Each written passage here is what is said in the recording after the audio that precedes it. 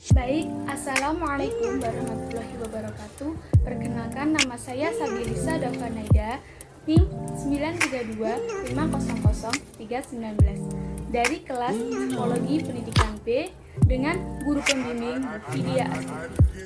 Di sini saya akan mengerjakan tugas UAS, yaitu tugas yang pertama adalah mereview jurnal yang telah ditentukan.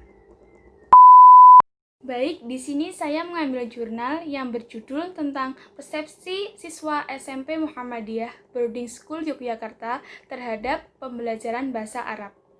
Dan yang pertama, kita akan membahas tentang teori tentang jurnal ini. Teori yang pertama yaitu tentang persepsi. Persepsi sendiri merupakan salah satu aspek kajian psikologi pendidikan. Dan menurut Desiderato, persepsi adalah pengalaman tentang objek, peristiwa, atau hubungan-hubungan yang diperoleh dengan menyimpulkan informasi dan menafsirkan pesan.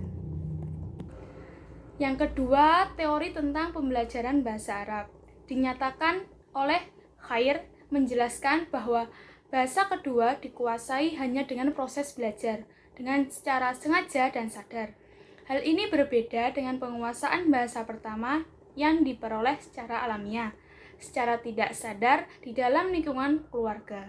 Yang ketiga ada teori tentang psikologi remaja. Menurut Robert Havigers, adapun tugas perkembangan remaja, yaitu menerima perubahan bentuk fisik dan peran jenisnya sebagai individu maskulin atau feminin, mengembangkan hubungan yang baik dengan teman dari kedua jenis kelamin, mengembangkan kemandirian emosional dari orang tua dan orang dewasa lain, memperoleh jaminan untuk dapat mandiri secara ekonomi, menentukan dan mempersiapkan diri pada karir dan memasuki pasar kerja atau lapangan kerja, mengembangkan konsep-konsep dan keterampilan kognitif untuk menghadapi kompetisi sosial, memahami dan memperoleh tingkah laku yang dapat dipertanggungjawabkan secara sosial, mempersiapkan diri untuk menghadapi perkawinan dan hidup berkeluarga, dan memperoleh nilai-nilai yang sesuai dengan gambaran masa depan. Dan yang terakhir, tentang teori evolusi pesantren tradisional menjadi pesantren modern atau boarding school. Pesantren, menurut Suyadi, merupakan lembaga pendidikan Islam tertua di Indonesia yang sampai saat ini masih bertahan. Meski mengalami berbagai perubahan seiring arus modernisasi lembaga pendidikan, perubahan tersebut dapat disaksikan jika kita melihat dengan seksama sejarah lembaga pendidikan ini, mulai dari berupa pesantren klasik tradisional, hingga yang mengadopsi unsur-unsur modern seperti madrasah, sekolah Islam, hingga sekolah Islam terpadu, full day school, dan boarding school. Yang kedua, kita akan membahas tentang subjek penelitian dalam jurnal ini. Subjek dalam penelitian ini yaitu siswa kelas 3 atau tingkat akhir SMP Muhammadiyah Boarding School Yogyakarta. Nah, yang ketiga, kita akan membahas tentang metode penelitian dan pengumpulan data. Pada jurnal ini, metode yang digunakan yaitu mixed method atau metode penelitian campuran, yaitu menerapkan kombinasi dua metode kualitatif dan kuantitatif.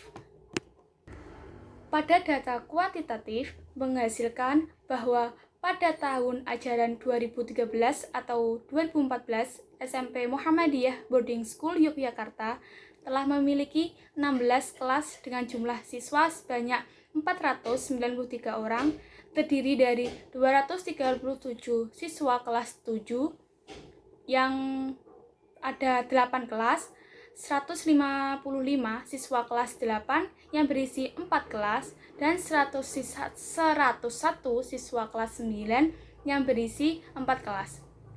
Untuk mendidik sekian banyak murid atau santri tersebut, SMP MBS Prambanan Yogyakarta tahun pelajaran 2013-2014 ini memiliki tenaga pengajar atau pengasuh sebanyak 60 orang. Secara umum, kriteria pendidik bahasa Arab di SMP MBS Yogyakarta adalah pengguna bahasa Arab aktif. Sedangkan data kualitatif ini terdiri dari data persepsi yang bersumber dari siswa putra dan siswa putri. Cara teknik pengambilannya berupa angket dan wawancara. Yang kedua, data tentang latar belakang pendidikan yang bersumber dari siswa putra dan siswa putri, dan teknik pengambilannya secara angket. Yang ketiga, data latar belakang keluarga yang bersumber dari siswa putra dan siswa putri, dan teknik pengambilannya secara angket. Dan yang terakhir, ada data metode pembelajaran yang bersumber dari siswa putra dan putri, yang teknik pengambilannya itu berupa angket, skala, wawancara, dan observasi, dan bersumber dari Direktur PPM MBS, Kepala SMP MBS, Guru Bahasa Arab, bagian Bahasa Putra, dan bagian Bahasa Putri, dan teknik pengambilannya yaitu berupa wawancara. Dan yang keempat, kita akan bahas tentang hasil penelitian dalam jurnal ini. Dinyatakan bahwa sebagian besar 65,62% siswa SMP Muhammadiyah Boarding School Yogyakarta menyatakan persepsinya terhadap tingkat kemudahan dalam mempelajari bahasa Arab adalah mudah tapi rumit. Kemudian mudah karena siswa mendapat pelajaran bahasa Arab sejak dini atau faktor latar belakang pendidikan. Siswa menerima dukungan dari keluarga dan memiliki pola hubungan yang sehat dengan keluarganya atau faktor latar belakang keluarganya. Dan ketertarikan siswa pada bahasa Arab yaitu sebesar 52,58% senang dan nilai yang mereka peroleh. Dan 47,91% dikurangi 61,45% di atas KKM atau faktor metode pembelajaran bahasa Arab. Adapun rumitnya menurut siswa adalah karena kaidah nahwu susah dihafal atau problem metodologis. Selanjutnya, adapun persepsi siswa SMP Muhammadiyah Boarding School Yogyakarta terhadap fungsi utama bahasa Arab adalah sebagai alat komunikasi internasional yaitu sebanyak 30,2%. Dan identitas pesantren sebanyak 29,17%, alat ibadah 26,4%, dan identitas muslim sebanyak 14,58%. Dengan demikian, presentasi terbesar adalah sebagai alat komunikasi internasional. Yang terakhir, kita akan membahas tentang analisis data yang dikumpulkan. Di sini, penelitian ini menggunakan mixed method atau metode penelitian campuran, yaitu menerapkan kombinasi dua metode kualitatif dan kuantitatif. Adapun strategi yang digunakan dalam penelitian ini adalah strategi triangulasi konkuren, yaitu peneliti mengumpulkan data kuantitatif dan kualitatif secara konkuren atau dalam satu waktu.